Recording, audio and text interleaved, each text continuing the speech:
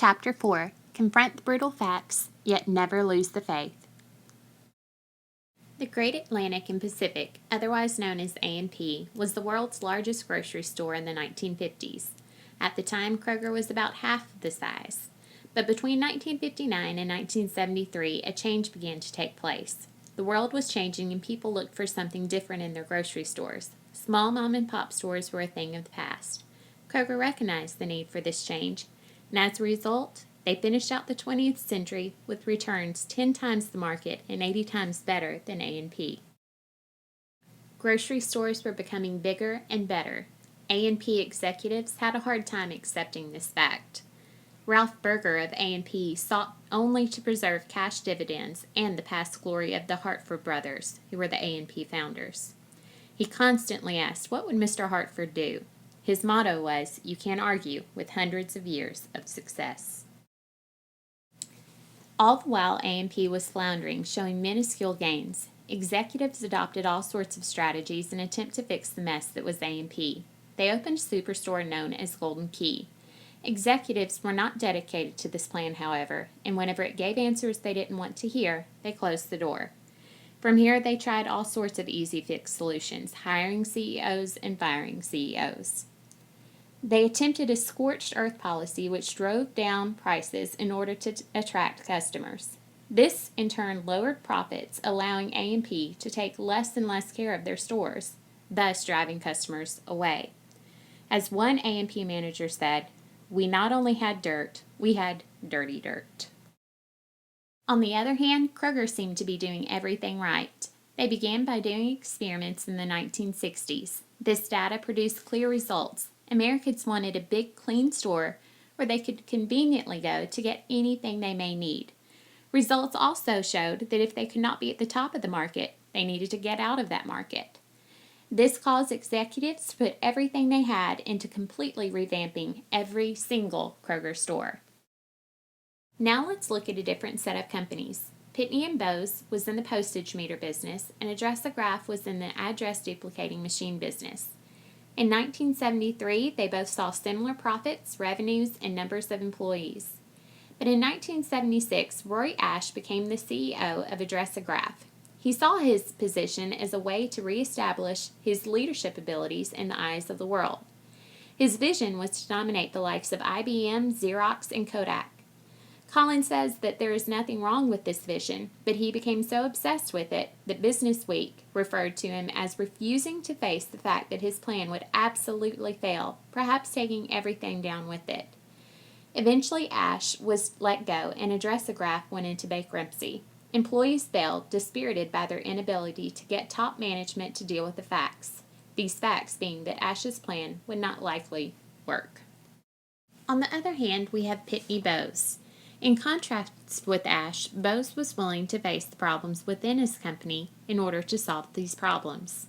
Fred Perdue, CEO of Pitney Bowes, said when you turn over rocks and look at all the squiggly things underneath, you can either put the rock down or you can say my job is to turn over rocks and look at the squiggly things, even if what you see can scare you. Pitney Bowes executives recognize that no accomplishment will sustain a company forever. They practice what they preach by only allowing 15 minutes of discussion to be spent on the previous year's results. 2 hours are spent discussing the squiggly things standing in way of their results. Leaders should always implement a climate of truth in their business. They can do so by leading with questions and not with answers, making sure that questions being asked are for understanding and not manipulation. We're humans. No one has all the answers. Leaders have a lot to gain by asking the right question to the right people. Secondly, leaders should engage in dialogue and debate, not coercion. Allow people to get heated and passionate. Let scientific arguments take place. This will allow employees to search for the best answers. Thirdly, conduct autopsies without blame. When something goes wrong, implore everyone to discover the cause, not so that blame can be placed, but so that a lesson is learned. Build red flag mechanisms. Figure out a way to turn information about shortcomings into information that can't be ignored. Facts are incredibly important and must not be ignored.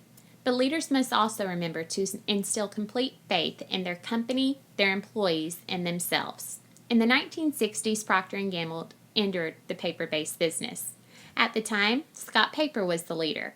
But whenever they heard Procter & Gamble was entering the business, they gave up, trying to sustain what it had, hoping to be left alone. Darwin Smith of Kimberly-Clark used a different approach. He began a meeting with a moment of silence for P&G and the fate of their company. Smith recognized the importance of hardiness, or the ability of enduring difficult conditions. In research done by the International Committee for the Study of Victimization, they categorized victims into 3 parts. There are those that are permanently discouraged and hopeless. There are those who have their life get back to normal. And then there are those who use defining moments to gain strength. Smith had faith in Kimberly-Clark, and he knew that their company would use this moment as the defining one. The ability to use a balanced approach to both facts and faith may be best represented in Jim Stockdale. Stockdale was a POW during the Vietnam War. Over the course of 8 years, he was tortured over 20 times, and he was given no prisoners' rights. During this time, Stockdale instituted rules to help prisoners deal with torture and formed an internal communication system. Upon his release, he co-wrote with his wife the book Love and War. Collins describes this book as very bleak. After his release and after his writing, Collins asked Stockdale about survival. His response is what led Collins to pen The Balance of Facts and Faith as the Stockdale Paradox. I never lost faith in the end of the story. I never doubted not only that I would get out, but also that I would prevail in the end and turn the experience into the defining event in my life, which in retrospect I would not trade, stated Stockdale. Collins asked who did not make it out of the camp. He replied, the optimist. They would always think that they would be done by the next big event, by Christmas, by Easter. He said this is a very important lesson. You must never confuse faith that you will prevail in the end, which you can never afford to lose, with the discipline to confront the most brutal facts of your current reality, whatever they may be.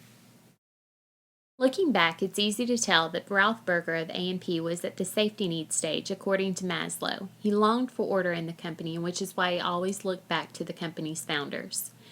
As educational leaders, do we do something simply because of history and tradition? Maybe there's a balance between the history and tradition and finding things to fit education's ever-changing needs. Kroger executives let the data that they found in their experiments drive their decisions. As educators and future educational leaders, we should not build golden key stores just to have it show us results, not like the results, and shut it down. Instead, we must listen to the results and act accordingly, thus potentially building a supermodel of a school. Roy Ash of Addressograph had a Tayloristic approach. He had a huge vision, but overlooked the simple employee input. As educational leaders, we must remember that everyone has valid voice and potentially great advice to be shared. We can't let our egos prevail. Fred Perdue of Pitney Bowes was a strong theory Y proponent. He promoted problem solving through ingenuity.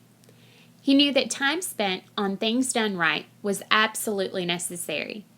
But he also knew that most of the focus needed to be on obstacles that are standing in the way of success. As educational leaders, we should do the same. We should focus on what is standing in our way of success. It is likely that Maslow would have placed Jim Stockdale at the very top of his hierarchy needs in the self-actualization level.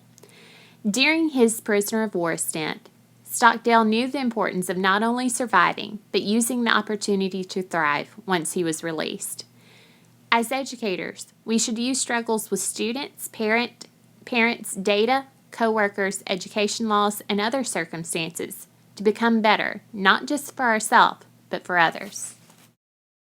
So what implications do these results have for future school leaders? Good to great companies embrace facts before making decisions. They made mostly good decisions based on these facts. Comparison, good company leaders instilled fear amongst its employees. Employees became more scared of the leaders than what effects harming circumstances could have on their company. They faced adversity and became stronger and better. If we're going to embrace the facts, we first need to know what they are. First is data. Whether it's TCAP, writing assessment, ACT, end of course, constructed response, graduation rate, or attendance, it's not going away. Data is to be dealt with appropriately. Then we must face demographics, population, race, ethnicity, socioeconomic implications. We must deal with those accordingly as well. Then we must deal with education's future. We're in the middle of implementing Common Core. We see the home structure decline. We're dealing with testing stakes, technology, increased pressure. We need to make sure that we understand these facts fully. Good to great companies make good decisions based on their facts. So what decisions do we need to make as educators? We need to make sure that we are hiring well and retaining quality teachers. We need to make sure that data is driving all professional development. Community and family bonds need to be strong. We also need to make sure that we are being good stewards of our resources, whether it's time, money, or fellow educators. We also need to make sure that we are building morale and support for our teachers. When we become educational leaders, we must remember to promote a culture of comfort. Leaders who instill fear amongst their employees are self-defeating. It creates a culture wherein the employees are more fearful of including the boss in on their feelings than the negative implications of the situation. When the boss creates a culture of comfort, she becomes more knowledgeable of the students, the teachers, and the school as a whole. Fear instills the opposite. Just like any other entity, good schools face challenges and come out stronger. They use these opportunities to discover strategies that work and strategies that don't. This allows teachers and students to take ownership of their accomplishments, thus committing themselves to better quality work and instilling a passion. Perhaps Colin sums it up best at the end of this chapter.